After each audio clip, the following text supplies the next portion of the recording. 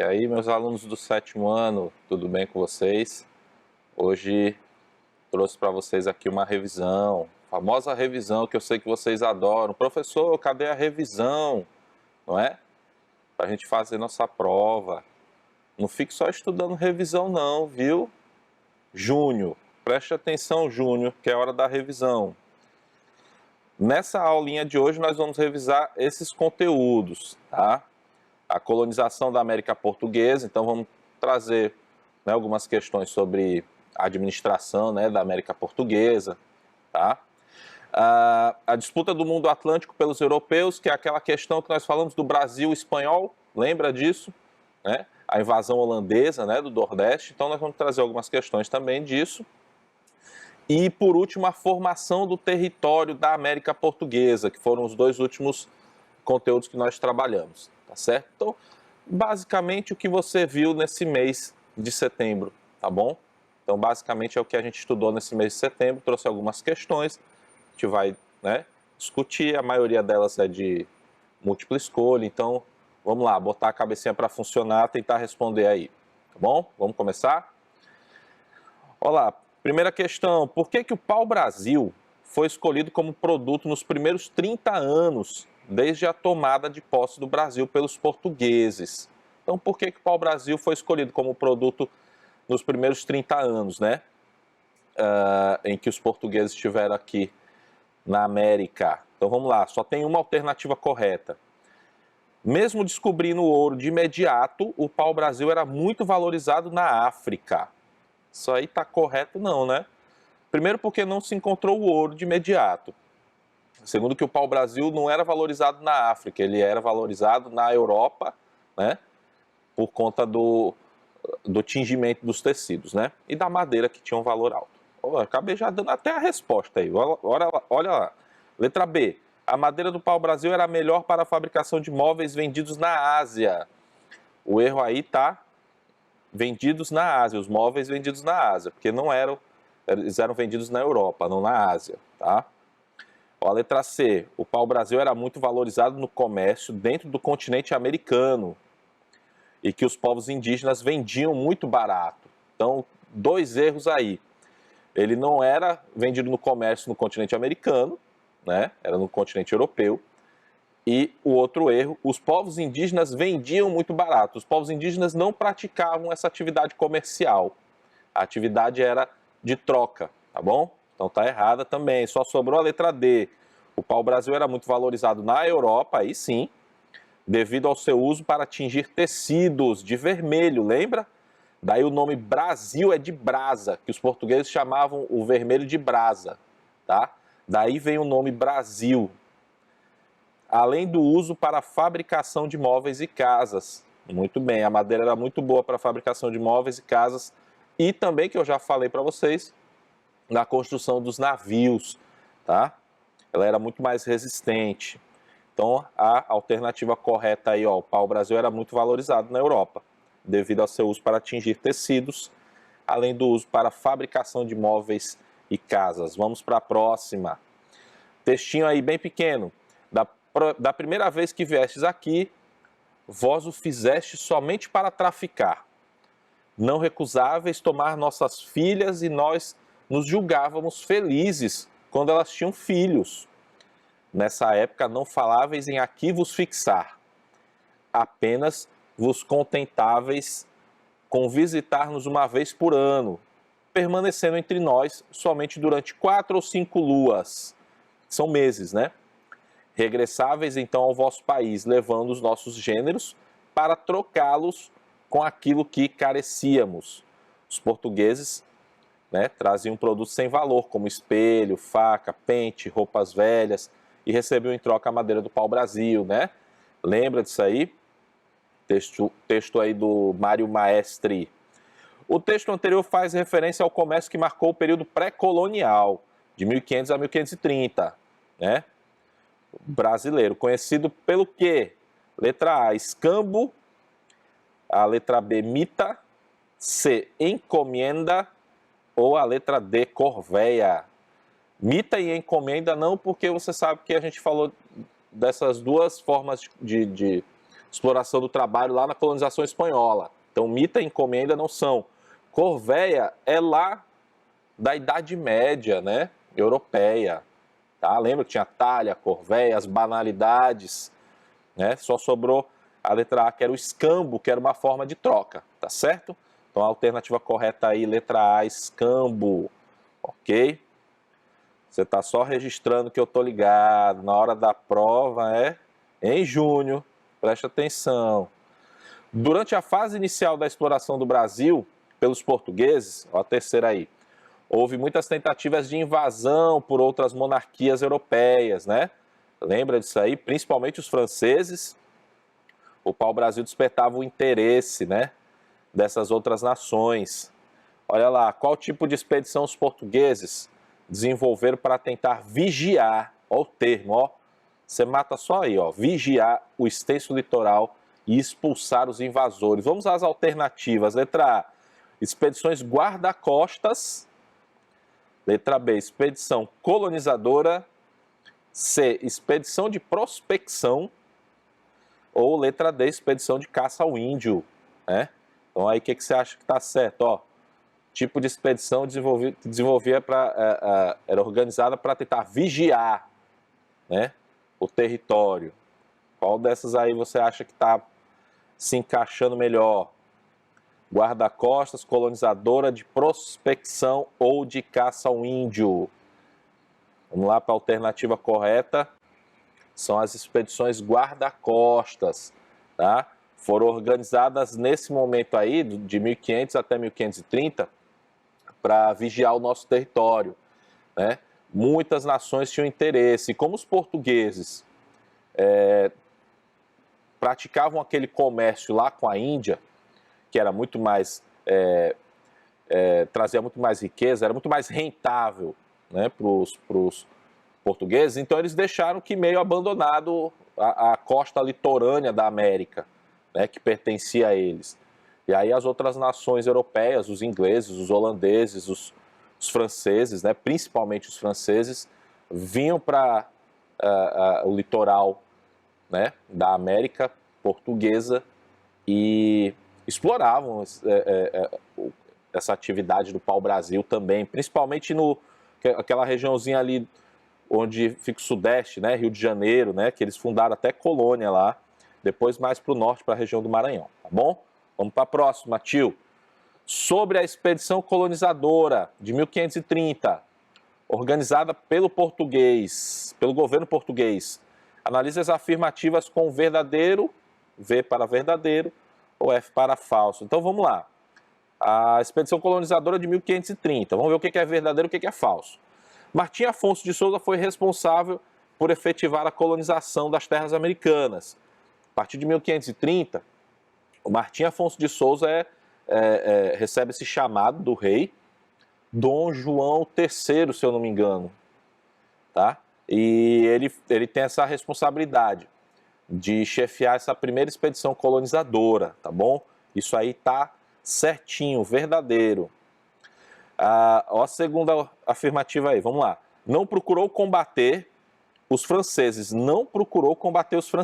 e nem explorou o litoral para acumular informações sobre as possibilidades de ocupação. Essa aí tá errada, você sabe disso aí. O Martim Afonso de Souza, além de combater os franceses, né, ele também explorou todo o litoral. Ele fez essa travessia todinha pelo litoral para saber quais eram as terras mais propícias à ocupação, tá bom? Então essa está errada. Olha lá, em 1532, ele fundou a Vila de São Vicente, fica no atual estado de São Paulo. Isso aí está correto também. A Vila de São Vicente foi fundada pelo Martim Afonso de Souza. Ele deixou, se eu não me engano, o irmão dele tomando conta, né, dessa Vila de São Vicente, que depois o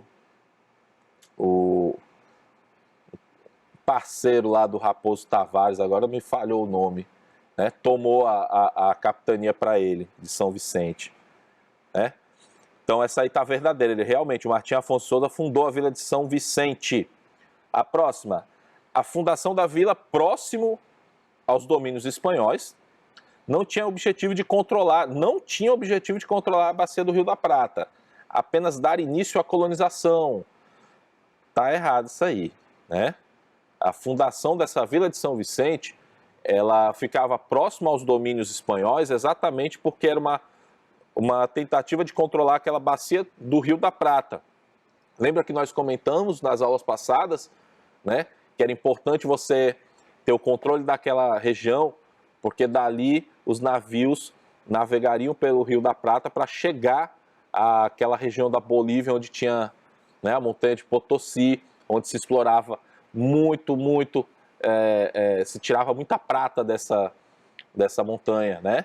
Então era uma forma de chegar até lá, para explorar essas riquezas minerais que faziam parte da América Espanhola, não da portuguesa, tá bom?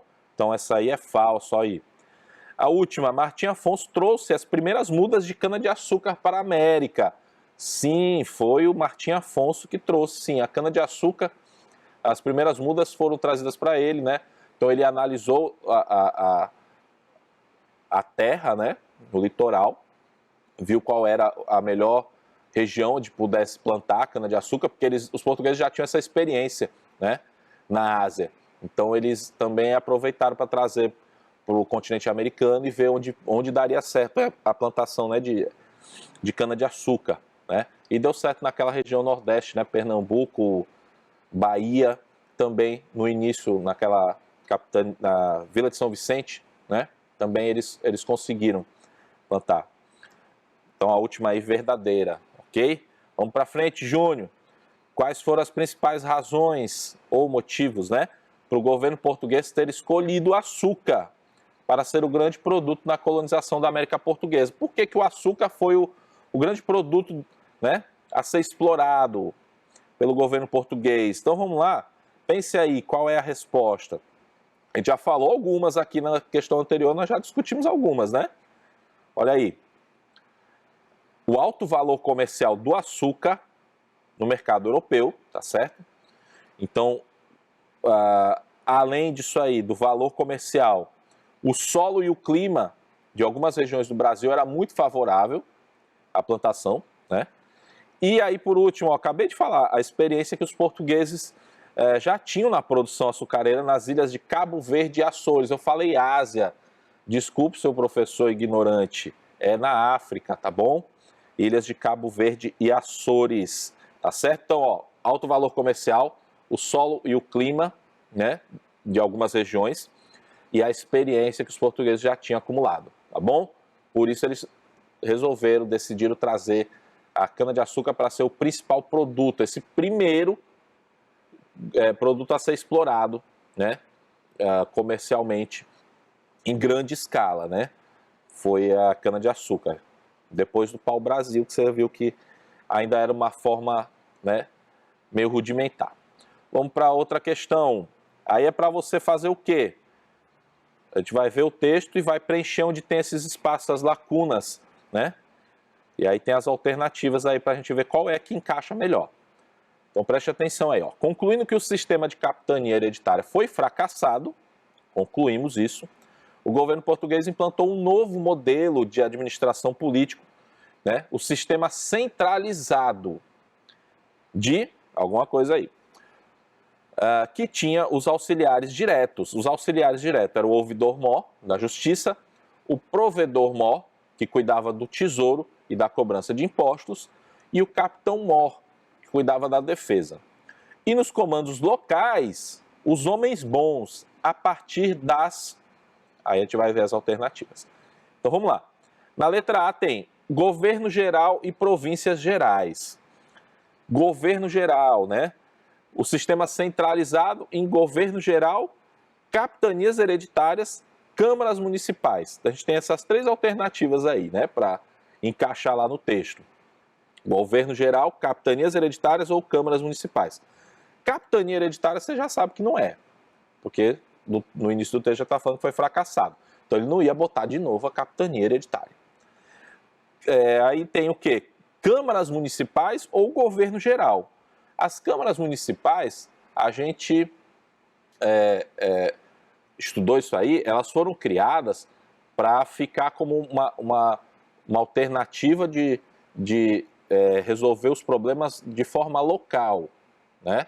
De forma local. Então, onde tinham as vilas, né, se criavam as câmaras municipais, e aí, naquela localidade, eles iam organizar ali a administração, tá bom? Então, não é centralizado o poder, sobrou só o governo geral, tá certo? Então, o sistema centralizado de governo geral é que veio depois das capitanias hereditárias, tá bom? Você lembra disso aí? Primeiro foram as capitanias hereditárias, depois o governo geral, ok? E aí, como eu acabei de falar, as câmaras municipais, elas faziam esse papel nas localidades, né? Nas vilas. Então, aí, ó, completando a segunda, né, lacuna, os comandos locais, os homens bons que cuidavam, que eram os vereadores, né? Cuidavam das câmaras municipais, tá bom? Então, a alternativa correta, olha lá, ó, a última, a letra D, governo geral e câmaras municipais, tá certo? Vamos para frente, Júnior. Sobre os governos gerais, analise as afirmações e identifique a única alternativa incorreta. Tome cuidado na hora que você estiver fazendo sua avaliação para você ler direitinho correta e incorreta, tá? Tem 3 alternativas corretas aí, só uma é errada. Quando você está fazendo prova, você já bota logo, leu a primeira, essa aqui tá certa, ó. Tá, marca logo. Vacilão, presta atenção. Letra A, ó, as suas funções eram cuidar da defesa militar interna e externa, da justiça, da arrecadação de tributos, do estímulo às atividades econômicas e da fundação de vilas e povoados. Essa aí tá bem no rumo, né? Vamos ver as outras. Os governadores gerais enfrentaram dificuldades, como a resistência dos capitães donatários e fazendeiros. Isso aí também está no rumo, tá? Você está vendo aí que está tudo certo, até o professor se enganou. Porque eu quero é errada, né? A letra C. Outra dificuldade era de atrair colonos e mantê-los na colônia, né? Que era o Brasil. Então isso aí também, né? Tá certinho. O primeiro governador geral, Duarte da Costa, guerreou com os nativos pela posse da terra, onde seria fundada a primeira capital, São Salvador. Então você percebeu aí, as 3 primeiras alternativas estão corretas. Mas eu quero a errada, não é a correta não. A última está errada. Sabe qual é o erro? O primeiro governador geral, que era o Duarte da Costa. Aí é onde está o erro. Duarte da Costa não foi o primeiro governador geral. O primeiro governador geral foi o Tomé de Souza. O Duarte da Costa foi o segundo, tá bom? De fato, ele guerreou com os nativos pela posse da terra, né? Naquela região de Salvador, sim, tá bom? Mas ele não foi o primeiro governador geral, não. Então é a letra D, a que está errada, tá? Sobre o governo, agora vamos lá para aquela questão da invasão holandesa, né? Do Nordeste, ó. Sobre o governo de Maurício de Nassau, no Nordeste holandês, identifique a alternativa incorreta também. Preste atenção, então tem 3 corretas e uma só errada. O governo holandês escolheu o conde João Maurício de Nassau para administrar o Brasil holandês? Sim, tá certo. Nassau, na letra B, forneceu empréstimos aos senhores de engenho luso-brasileiros para que recuperassem suas lavouras e comprassem escravos? Sim, também está certo isso aí. Está errado não. Letra C. Para evitar possíveis conflitos entre os senhores de engenho, protestantes, e os holandeses católicos, Nassau adotou a política de intolerância religiosa. Eita, aí passou, foi longe, né? Vamos ver a letra D? Entre os melhoramentos, às vezes a letra D está pior que a letra C. Entre os melhoramentos realizados pelo governo de Nassau, em Recife, podemos citar calçamento de ruas, abertura de canais, construção de pontes e jardins e hospitais. Isso aí tá certo, sim. Desse período, né, nosso de colonização, o período em que os holandeses estiveram no Nordeste, sobretudo nessa região, né, de Pernambuco, né, eles desenvolveram muito a região, tá certo? Então, errada mesmo, errado, tá? Essa é a letra C. Vou dizer por quê, ó. Senhores de engenho protestantes, eles não eram protestantes, eles eram católicos, está invertido aí, ó. E os holandeses católicos, não. Os holandeses eram protestantes. O Nassau vai adotar uma política de tolerância religiosa, não intolerância religiosa, tá certo? Então a alternativa incorreta é a letra C, tá certo? Vamos para outra questão, a de número 9. Sobre a invasão holandesa ao Nordeste, né?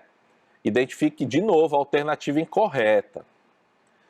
Vamos lá, para a letra A. Os holandeses se retiraram do Brasil em 1654, após serem vencidos na Campina da Taborda. Vamos para, talvez essa Campina da Taborda aí, não sei, né? Vamos ver. Letra B. Os holandeses levaram para as Antilhas as técnicas de produção de açúcar. Isso aí está correto. Depois que eles foram embora, eles realmente levaram para as Antilhas todo o conhecimento deles da atividade de produção do açúcar, gerando concorrência para o Brasil, né, no comércio internacional. A letra C, a concorrência da produção holandesa nas Antilhas estimulou o aumento da venda do açúcar brasileiro. Ai, ai. E a última, ó, letra D, o açúcar antilhano produzido pelos holandeses passou a disputar o mercado internacional com o açúcar brasileiro. Então aí, a alternativa que não está correta é a letra C, porque diz assim, ó, estimulou o aumento da venda do açúcar brasileiro. E não foi isso que aconteceu, né? A venda do açúcar brasileiro teve uma queda, exatamente pela concorrência com o açúcar que era produzido naquelas ilhas caribenhas pelos holandeses, que foram expulsos do Brasil, daquela região nordeste, pelos portugueses, tá? Depois lá da restauração, né? Portugal estava unido à Espanha, depois se separaram, né? E os luso-brasileiros conseguiram expulsar os holandeses, né? Dessa região. Vamos para a 10ª questão. Quais foram os principais agentes responsáveis pela expansão territorial na América Portuguesa? Então chegamos naquele último conteúdo, né, que nós trabalhamos. Quais foram os principais agentes? Lembra que são 4 os principais agentes, né, da expansão territorial na América Portuguesa. Vamos lá ver quais são esses 4 agentes. Os soldados, né, os bandeirantes, os jesuítas e os criadores de gado, tá bom? Então aí são os 4 principais agentes responsáveis por essa expansão territorial, né? Os soldados que construíram os fortes, que deram início às principais capitais, né? Principalmente da região Nordeste. Os bandeirantes, que eu já falei para vocês, que adentravam o território para caçar indígenas ou para buscar pedras e metais preciosos. Os jesuítas, né, que formavam as missões, iam adentrando o território para formar aqueles aldeamentos com indígenas. Então, cada vez mais eles iam expandindo, né, o território português. E os criadores de gado, que levavam o gado para o interior, né, do território, porque no litoral eles não podiam criar, né, esse animal que destruía as plantações de cana-de-açúcar, tá certo? Vamos para outra, 11ª questão. Tá acabando, Júnior. Quais eram as diferenças entre as expedições dos bandeirantes? Os bandeirantes, eles se organizavam em 2 expedições, né? As duas eram, primeiro, entradas e as outras eram as bandeiras. Vamos caracterizar cada uma delas aí, as diferenças entre elas. Olha lá, ó. As expedições dos bandeirantes eram as entradas, tá? Organizadas. Então, as entradas eram organizadas pelas autoridades coloniais para obter mão de obra e contavam com a participação de membros do clero. Então, entradas eram organizadas pelas autoridades coloniais. Tinha a participação de membros do clero. As bandeiras, que eram as outras, elas eram organizadas por particulares para atacar as aldeias e buscar metais e pedras preciosas, tá certo? Então, lembra quando eu falei na aula sobre o Raposo Tavares? Que ele foi invadir lá, qual era? Acho que era Itatim, né? A missão do Itatim. E os índios todos fugiram para o Paraguai, lembra que eu falei dessa história para vocês? E aí o empreendimento não ia dar lucro, ele acabou tendo que sair em busca dos metais preciosos, queria chegar lá na Bolívia, em Potosí, andou mais de 10 mil quilômetros, que nem o cachorro dele reconheceu ele quando chegou em casa. Lembra dessa história? Pois é. Então essas eram bandeiras, eram organizadas por particulares, né? Vamos para a próxima questão. Olha lá, personagem atuante no Brasil colônia. Ele foi fruto social de uma região marginalizada, de escassos recursos materiais e de vida restrita.